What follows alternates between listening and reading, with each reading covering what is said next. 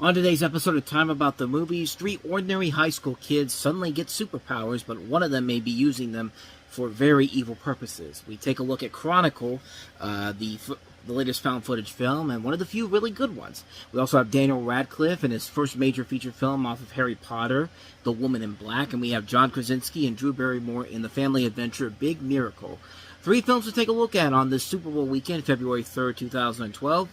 This is Time About the Movies.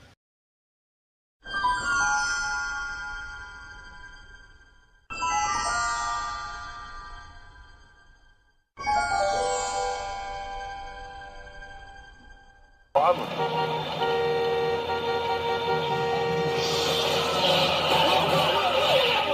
Are you crazy? Why did you do that? What the hell is wrong with... Was it an accident, Andrew? Yeah, Alex is basically looking at the camera just like, that's right, bitch. That was me. He's basically like Cartman, like, what up? What up with what up? I got nothing else to lose. Like, anyway, welcome to Time About the Movies, everybody.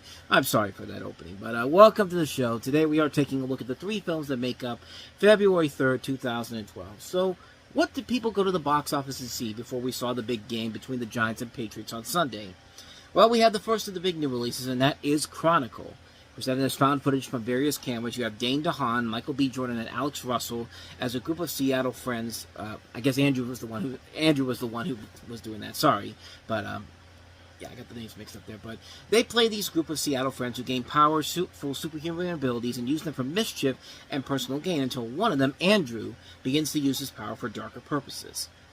And found footage at this point had been used for mostly horror movies, and not a lot of very good ones, like The Devil Inside we just had recently, Apollo 18. Of course, they were more successful with Cloverfield and Paranormal Activity, and even The Blair Witch back in the day.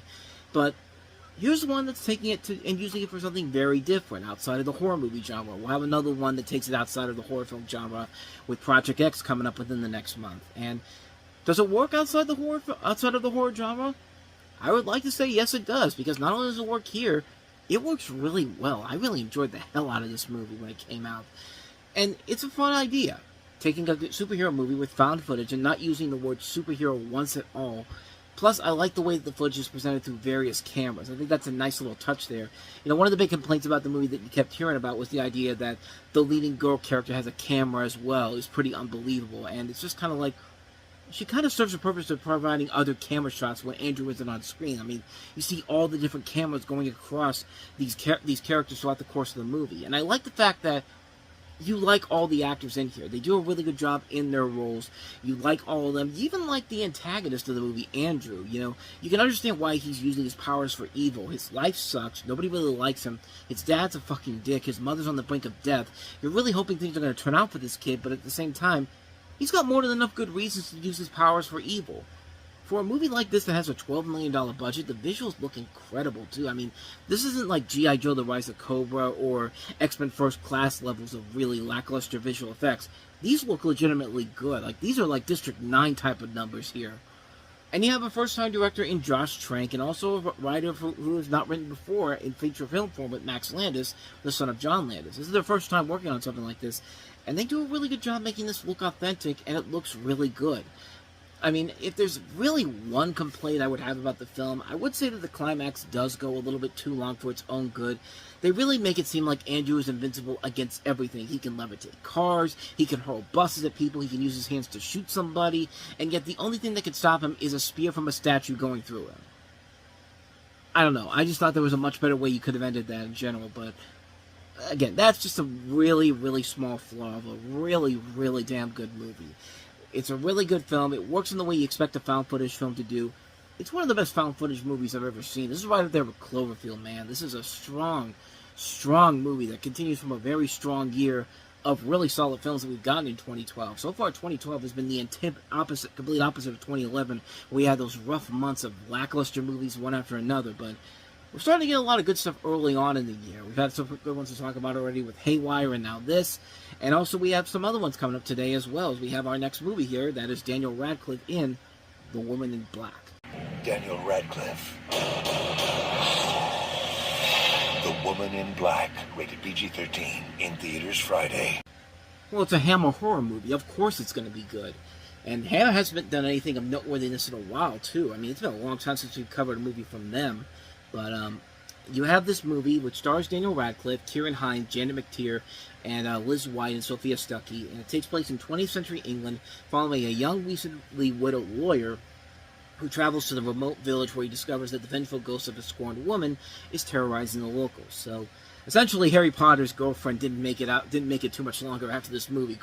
This quite literally was coming out less than 7 months after the Deathly Hallows Part 2 came out. But, okay, cheap little tie in there. But this is actually a really good movie. This is a film that is very much quite the opposite of what you expect from a modern-day horror movie. You have a great script written by Jane Goldman, who also wrote Kick-Ass. You have James Watkins, the director of this, who also did Speak No Evil. Recently just did, he did Speak No Evil, and he's working on Clayface.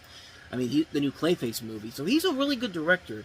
And it's really cool to see Daniel Radcliffe get out of that Harry Potter motif that he'd been stuck in for the last 11 years. Like, this is a chance for him to really show what his acting abilities are outside of playing that character we've come to know him for. And he makes it work in here. The acting overall is really good. The scares are legitimately good. The atmosphere is great. It's the literal definition of a really damn good homage to a Hammer classic. I mean, this is a great modern-day Hammer movie that doesn't feel like it's ripping off a previous film, but more or less paying homage and also trying to create its own unique spin on it. It's a really, really good film. One of the best horror movies I've actually seen, honestly, in more recent years, honestly. I think we've had some pretty good movies horror movies in the last couple of years, but this is one of those early ones that makes you think, like, maybe there is a future after all with these horror movies. So, I don't know. But that's what I thought back then. But overall, terrific movie. The Woman in Black. Highly recommend checking it out. So, with that said, let's go ahead and move on to our last movie that we have here, and that is Big Miracle. They're moving. Doesn't mean you can't do big things. Big Miracle. Rated PG.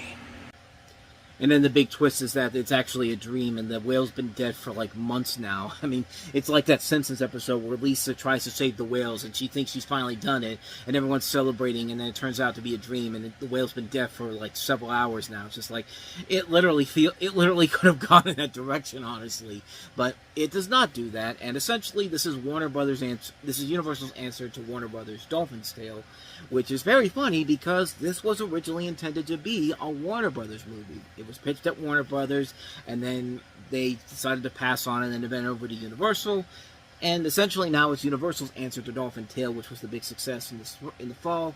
This one was not as successful, but I think it's a much better movie than Dolphin Tale was. That's my personal take on it. But in small town Alaska, a news reporter, played by John Krasinski, recruits his Greenpeace volunteer ex-girlfriend, played by Drew Barrymore, on a campaign to save a family of gray whales trapped by rapidly forming ice in the Arctic Circle.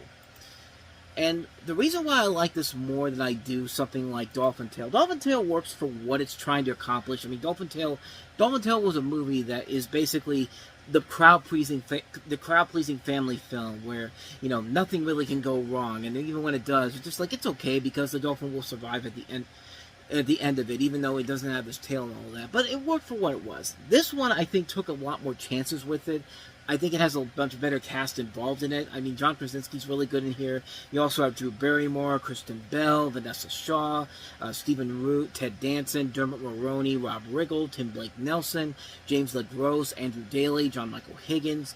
And like I said, I think it's a much better story in terms of, you know, they took a real life event that happened, Operation Breakthrough, which was this 1988 international effort to rescue gray whales that were trapped in ice, and this was just before the Exxon Valdez oil spill, and it just works. It's a movie that works really, really well. You do get invested in all the characters. You want to see them succeed in their mission, and you like the fact that they try to do everything they can to accomplish the mission overall. Not everybody survives in this case here. Like, you know, there's one moment where one of the whales dies, and it really is something where, you know, not everything can work out in your favor overall, and it took chances. It takes a lot of chances and really keeps you on the edge of your seat, and I really like that. I really like that the movie didn't just give you a straight-up happy ending for everybody involved.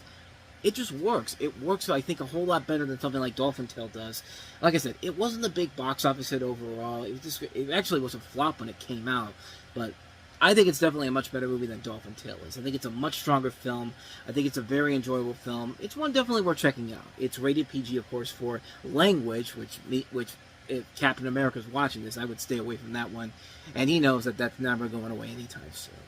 If you don't know what that means, go back and watch Avengers Age of Ultron, the beginning of it, and you'll know exactly what I'm talking about.